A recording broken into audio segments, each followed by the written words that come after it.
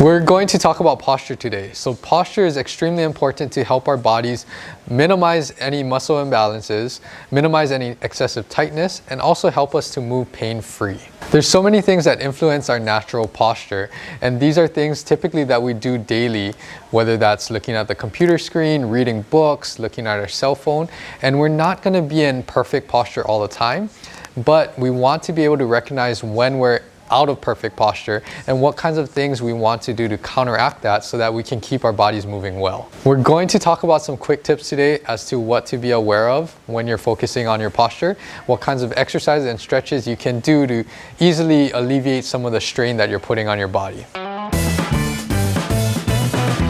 So as we mentioned before, one of the big culprits of posture during the day is when you're studying or when you're doing things at the computer or even texting, which we'll go over later. You can see this position when he's using the computer. We get really tired and then our back rounds even more, our shoulders are slumped forward, head is excessively forward looking at the screen, kind of in that forward position and an extension as well, which puts a lot of strain on our neck. And you see more of this rounded T-spine area that makes our muscles or our back muscles work so much harder and puts excess strain on them. There's all of these other factors too as to why we get stuck in these positions, and it could be things like, you're really concentrating on what you're reading, maybe you're having a hard time seeing the screen, so then you'll squint and kind of lean forward and to it a little bit more. And what we need to do is figure out how to counteract these positions. One of the things that we want to do to alleviate some of that stress on your back and your neck is to get you in a better position. The first thing is to try to lift up your seat so that your elbows are roughly at 90 and your forearms are parallel with the ground. So Daniel set his seat height to a little better position. He's going to sit up and kind of rest his elbows by his side, and we're going to move the keyboard towards him. And you can see his elbows are in a much better position. Also, we want him to kind of stick out his chest just so he stacks his spine in a better position where his muscles can actually support this position. And you want to see his ears directly over his shoulders so that his head and his neck muscles don't have to work as hard to hold his head in this position. And this is the neutral alignment that we want to see more often than not when you're working. It's not always going to be perfect, but we want to be able to differentiate how ideal position feels versus the slouched over position in relation to what your muscles are doing. We want his eye level to be roughly at the top of the screen, and this will just get his head more in a position stacked over his shoulders so that it puts less stress on his neck. If you do have a monitor that can adjust a little bit more, it might be a good idea to set the tilt to face his eye level a little bit more, and this will help to reinforce keeping your head in this neutral position. So the same posture things apply to when you're studying. And you can see in this position we're slumped over, which is actually not too bad, but just the weight of your head in this position makes everything work so much harder. So what we want to do is, instead of you going down to the book, let's bring the book more up towards you so that you can sit more upright in a better posture and hopefully study longer if that's something that you want to do. We are going to grab your bag or anything that you have that you can prop up your book on, and you can use this against the desk.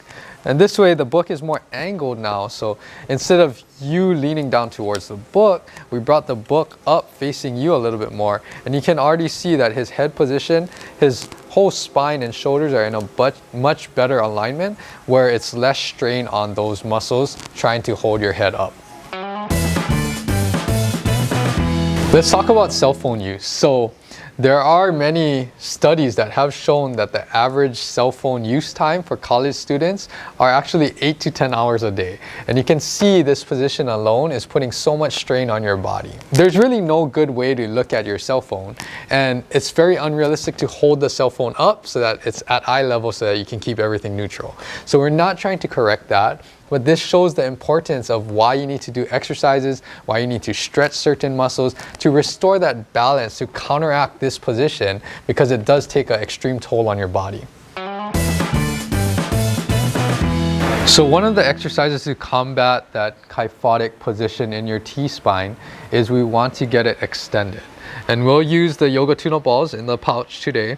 You can also use 2 tennis balls taped up together, but something that it'll allow your spine to roll over this, and it has an indentation in the middle for your spine to sit right in between the 2 balls. So we're gonna place the 2 balls on each side of his spine, and his spine will sit right down center, and he is going to lie down over the ball.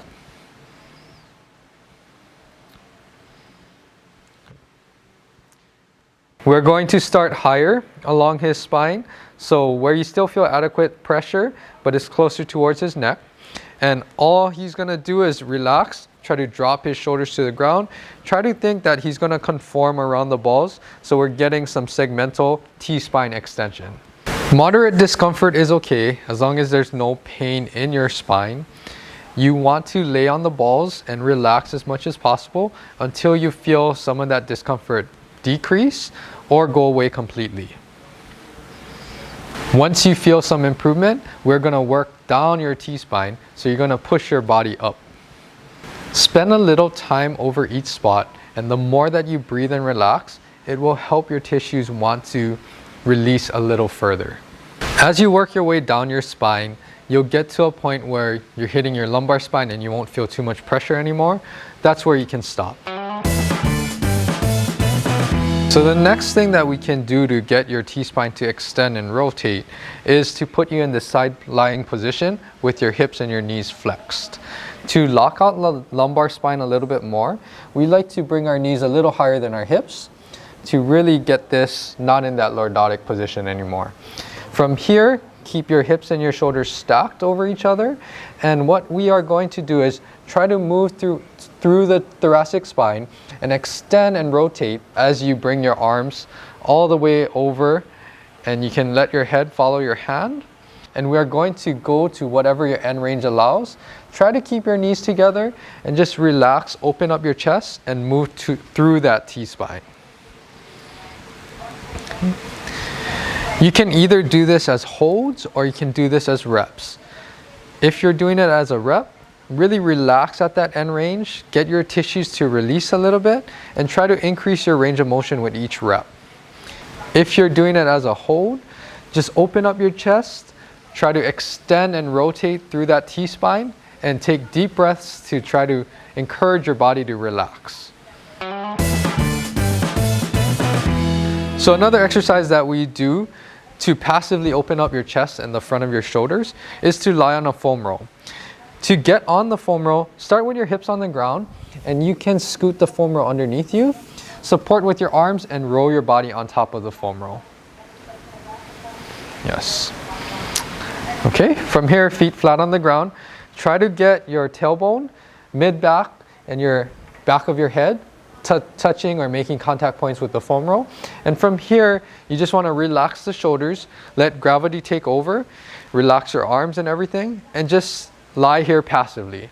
Over time, your chest is going to want to release a little bit more, and this is a great way to counteract some of the effects of sitting all day long. If you want to take it a step further and try to open up the front of your hips, then we're going to straighten your knees and put your feet flat on the ground. In this position, you can relax, de-stress, decompress, and just hang out here until you feel the front of your body open up and you feel a little bit more loose. If you want to open up your chest a little bit further, you can play around with the angles of your arms. You can start off lower and raise your arms up higher, and eventually up over your shoulder height, and you will feel a bigger chest stretch. When you're done, just be careful when you get off of the foam roller. Slide your hips off first, and you can support with your arms, and gradually get off of the foam roll.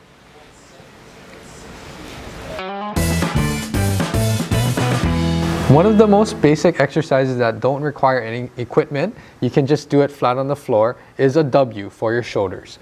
Basically, what we're going to do is get his head in that neutral position. You don't want excessive tension in your neck or your upper traps. It shouldn't be fully relaxed, and your head should be slightly supported where it may be just touching the ground.